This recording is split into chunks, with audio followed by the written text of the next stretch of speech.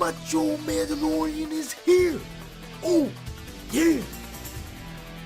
Hey guys, Django Fed here, Honey Down Games, comics, TV shows, movies, and more. And I haven't done this in a while, but it's time for a book review.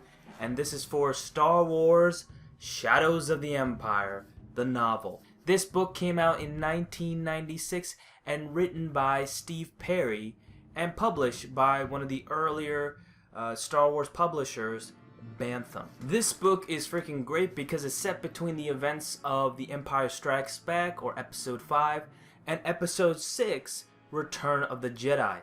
And this is one of the first of the Expanded Universe books to actually do that, and do it very, very successfully. It tells you how Leia actually got her costume, actually got her bounty hunter attire, as you can see over here, how Luke created his green lightsaber, and many other things as well, which I won't spoil.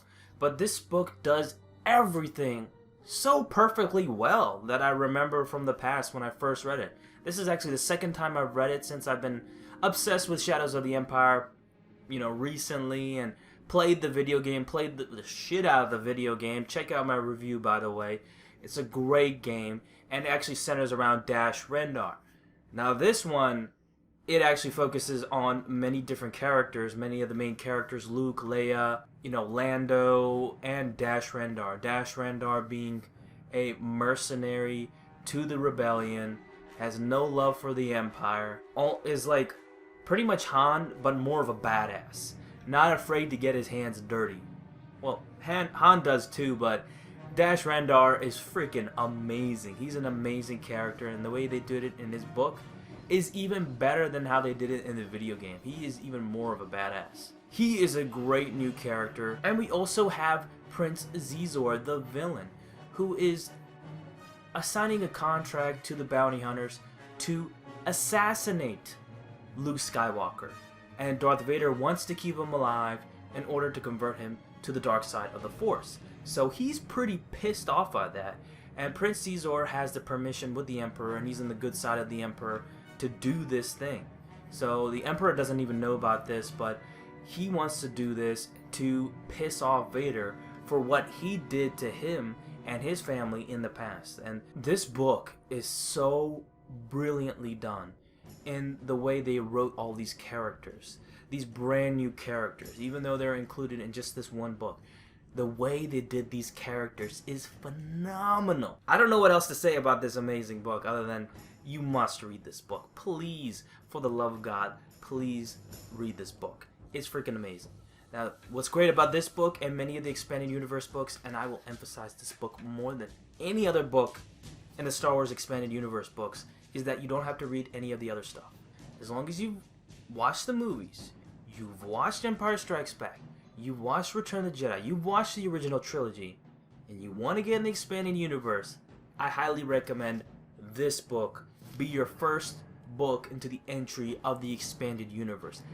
Even more than the Heir to the Empire or the Thrawn trilogy. Even more than that. I'm serious, guys. I recommend this more than that. If you're a beginner, I mean a first-time beginner, you don't know shit about Star Wars other than the movies, this is the book you should read. Not so much the Thrawn trilogy. Even though it's a great trilogy, don't get me wrong. I love that trilogy. The thing is, most people don't want to read 3 books and then get into the Expanded Universe. They want to read one book that will set up events for the in between the movies, and then I think they'll get into the Expanded Universe more.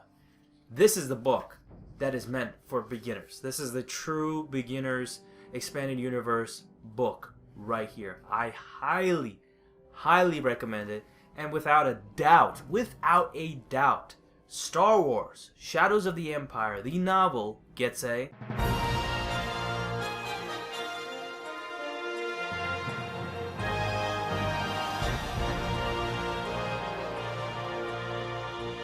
This is the best of the Bantam books I have ever read, personally. I think this is better than the Thrawn trilogy, just in my opinion. I know it's sacrilegious for an EU fan to say that, but I love this freaking book so much. I could read it over and over again and not get bored with it.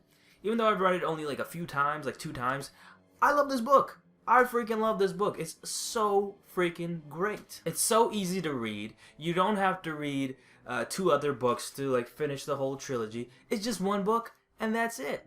And I'm not much of a reader myself, but I love reading good books when I can, and this is a great book. This book is just so easy to get. It's around, you know, $3 to $5 online. So there should not really any complaints on how to get this book.